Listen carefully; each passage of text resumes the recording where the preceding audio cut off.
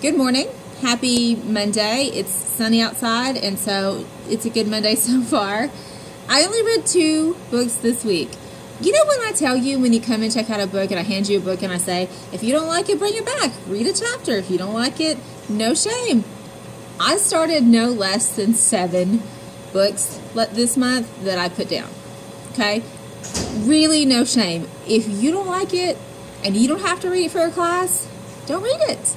I am never going to judge you for that. Miss Wheatley's never going to judge you for that. So I only have 2 books this week. I started more than 2. I just had 2 that I managed to make it all the way through. The first of which is My Lady Jane. And Miss Arnold recommended this to me, and it was hysterical. It is a fantastical historical fiction about Lady Jane Grey, who was Queen of England for about 9 days.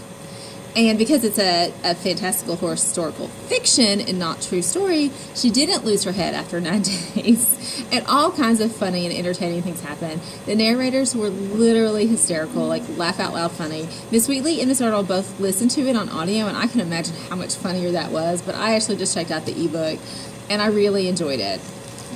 The other book I managed to get through was a reread. It's called Glitter.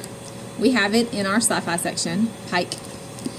Book 2 of Glitter comes out next month, and I have it as a NetGalley, which sometimes you get to read books before they come out, and as a librarian, sometimes I get to do that, and I love it.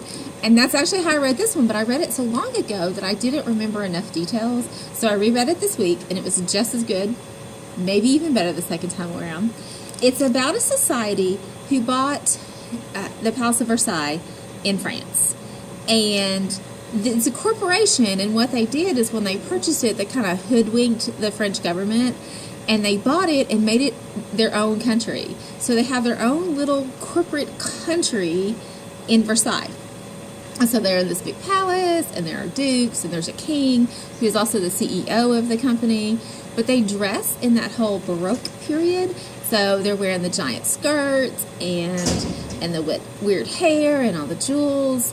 And all of their tech, because it's sci-fi and it's sort of set in the future and they have lots of great tech, is hidden because every Wednesday they have to be a living museum.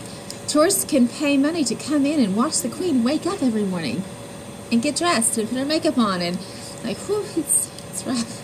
So it's a really good story about how the girl who is supposed to be queen tries to get out and the varying levels of success that she has with that mission. She does some things that she's not proud of, that I was not proud of. The first time I read it, I had no sympathy for her. I was like, you horrible little child.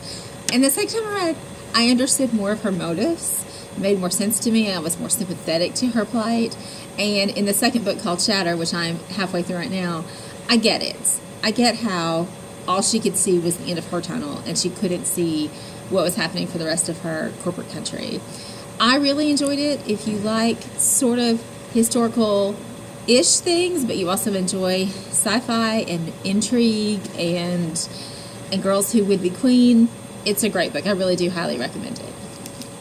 You guys read anything good? Come recommend it to me. I need some more books. I think I just have one left at home to read that I haven't picked up yet, so come talk books with me.